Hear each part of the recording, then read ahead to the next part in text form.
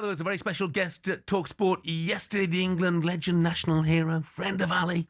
Of course, it was Gazza. Paul Gascoigne was in the studio. Spent a bit of time with him as well. Coisty, when was the last time you'd seen him? There's a question. Probably about 18 months. I think I'd seen him for about 18 months. He was up in Glasgow speaking, maybe about a year ago, and I went to see him in a hotel. But do you know something? He was looking great, and he was sounding well. It was just good to see him, and he looks as though he's in a good place, which is the most important thing, Jeff. And I was chuffed to bits. He was in good form. He came on and I listened to it. I went back across to the hotel and listened to it with Jim and Simon and Martin, and I thought he was great. And it's just, let's be honest about it. Well, worry about Gaz, don't we do? He's a concern. But that was as good as I've seen him and heard him in a while, and I was chuffed to bits. Was sat in there for 15 minutes, 20 minutes and just laughed. Great to see him. Went over a few of the old stories that we never get bored of telling each other, so I was chuffed to bits to see him. We'll be asking about those old stories in a moment. But Gazza joined Jim White, Simon Jordan and Martin Keane yesterday, and he spoke about a whole load of things, really. Let's hear from him now, talking about his current well-being and, of course, his history with alcohol. The last couple of years have just been like 2-day blips, and then maybe 4 months without a drink, and then, it's like with me, I think it's if I had a drink for like 2 days, it's a consequence. Like the last time was, I think it was about a few months ago, or whatever, and I didn't have a drink for 3 or 4 months, and then I had a day off just having a bottle of the Serrano, and I went to put the bottle in the bin, and I tripped on the front mat and fractured my kneecap. So that was in the hospital now. So then I got through that. So really, it's the consequences, Years ago, I used to be a happy drunk, and now it's like if I have a drink and I'm a bit drunk, then I get sad and then I lock myself away. It's not as if I go out and drink. It's like I'm always indoors on my own, so it's a waste of time anyway. It's not as if I go out and enjoy it. And I just sit there and watching a movie and then fall asleep, and then I think, what did I do that for, and then it takes us another week to just get back to like the poor personality again, so me and drink don't get on really, to be fair. Yeah. I'm better without it. And if he's conquering his drink demons, obviously that's fantastic news. Of course it is. I mean, it's important that he handles it, Jeff, because I think everything he says there is spot on. I remember back in the day, it's obviously very sad and concerning listening to him there. I remember back in the day, he was a happy drunk, and great company and really funny and good to be around. And then you hear about him there, obviously drinks having an adverse effect on him. It's doing anything other than make him happy or putting him in a good place or making him fun to be around. So that's when you've got a serious problem, and it looks as though just keep having crossed that he's acknowledged that. He's just, the quote there that I took from it was him and drink don't go on. And if you can realise that, then that's the start. So, but I was encouraged, by the way he was yesterday, Jeff, how he sounded, how he felt, how he looked, how he was feeling about life, and how his life was. So the only concern is, alcoholics will tell you better than me, they're alcoholics for the reason, and they find it impossible to give it up. So all you can do is keep having fingers crossed. But it was great. I don't want to be downbeat about it, anything but. I want to be positive about it because he was in a brilliant Well, let's be positive. Now, I'm going to ask you this, and you can tell me if you can't tell us. Yeah. But I got a text here saying, Ali, please tell the story of the jet skis.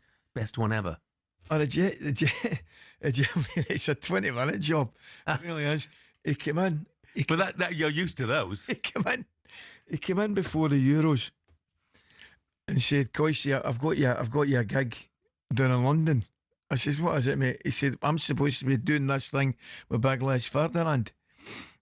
And it's just getting photographs taken going about London docks and a jet ski. And it's an advert for the jet skis. And I said, okay. I said, what's the deal? He says, well, you can keep the jet ski. I says, that'll do me a lot of good. I can nip down Bridge of Weir Main Street for my rolls in the morning, my jet ski. And he went, no, all right, we'll just sort something out, we'll sell it, we'll get you a few quid anyway. I ended up doing it, right?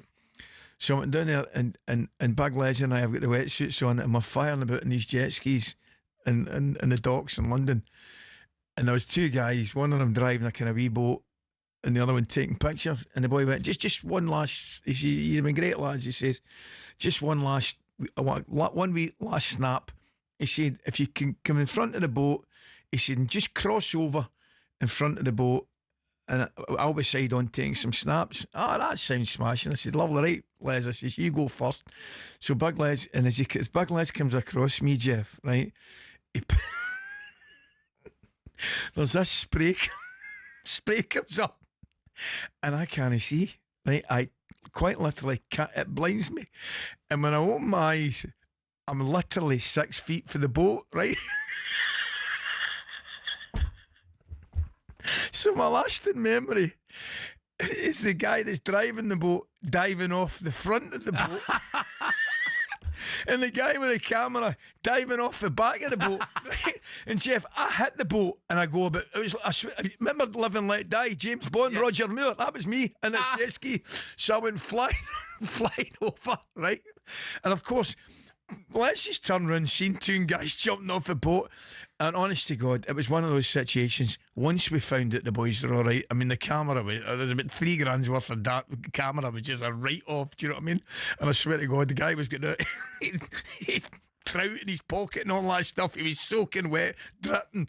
And Big Les and I swear to God, Jeff, every time Big Les and I bump into each other, we just look at each other and start laughing our socks off. So that was the jet ski story with Gascoigne, man. Honest to God, I've got your jet ski. I said, great. I can see myself driving it down Main Street and Bridge away from my newspapers in the morning. But he was in top form yesterday, and it was great. And as I say, we sat in there with 15 minutes. And you worry about him because you just worry about him whether he's drinking or whether he's. I worry about him being lonely, you know. And he said he's sitting watching a film himself because the one thing about him, he was always a people person, great to be around and great company. So it looks and very much sounds as though he's back heading in the right direction, and long may that continue, mate.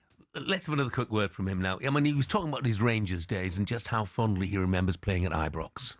I love Rangers because when I was younger, when I was 15, where I lived, there was two guys that were Scottish, and they always talked about the Celtic Rangers derby, and that's all they ever talked about it, you know. And you talk about genius. It's funny, just when he said that, it was what I always remember Walter Smith. He said, "I need you to go for a head scan." I said, "What for?" He said, "He made us go for a head scan," and he went, "That's it." He said, "I need to see you now upstairs in the top tier." And I said, "What's wrong?" He says, "I've got to leave you be. You're a genius." I went, "What does that mean?" He says, "You've got to let you do what you want." And no one does that with me. And he grabbed us by the throat and throttling us. And he went, "You better score tomorrow." I did. I made sure I got a couple of goals. But I remember when he said, because he got in trouble with him once, and he went, "All right, and you better get me a brace tomorrow." I went, "Okay then." I went to the shop and bought a brace. I didn't realise the brace was 2 goals. So I bought him a brace. Do you know something, Jeff? I honestly think that we get the best out of him as a player at that period. I know he was fantastic at Newcastle and he had periods throughout his career, but I think just at Rangers he was completely settled and happy, you know. He could go and do his fishing. The people loved him. He lived in his wee village and he could go and do his own thing. And the two men that got him, for me, better than MD, were Walter Smith and Terry Venables. And he loved them both. Obviously loved Sir Bobby as well, but I think Terry and Walter just got him. And I always tell this story, and it's a great story, and Walter used to tell it about Billy Connolly. Walter met Billy Connolly, and Billy says to him, he says, how's the madman getting on? How's Gascoigne getting on? And Walter said, "Oh, he's great." Billy said, "It's fantastic." He said, "He's brilliant." He said, "But he's some boy. You need to keep your eye on him." And Billy Connolly said to him, Walter tells the story, Billy Connolly says, he said, "You're right, Walter." He says, "But remember," he says, "you've got to live with a genius." He says, "Because the genius sometimes won't live with you." In other words, you're going to have to adapt a little bit. And I thought Walter did it perfectly. Brilliant. Would Gazza, does he go down? Does he qualify as an all-time great? For me, yeah. For me, absolutely for me. I don't think England have had any like him either. I mean, listen to the first piece that he said, and it's all about passing, and it is all about passing, and passing is a massive part of the game. I can't remember watching or playing with a teammate who had. It's a strange thing to say when I'm talking about somebody extremely talented, but he had a physicality to go by people. He used his pace and upper body strength. Clearly, he bundles of skill, but he'd an aggressive streak to go by people, which was absolutely amazing. Certainly, I would have him down as one of the best. Yeah, certainly one of the best I played with, that's for sure. Yeah. talkSPORT Breakfast, waking you up Monday to Friday morning from 6 a.m. on AM, on DAB, via the talkSPORT app and on your smart speaker. talkSPORT.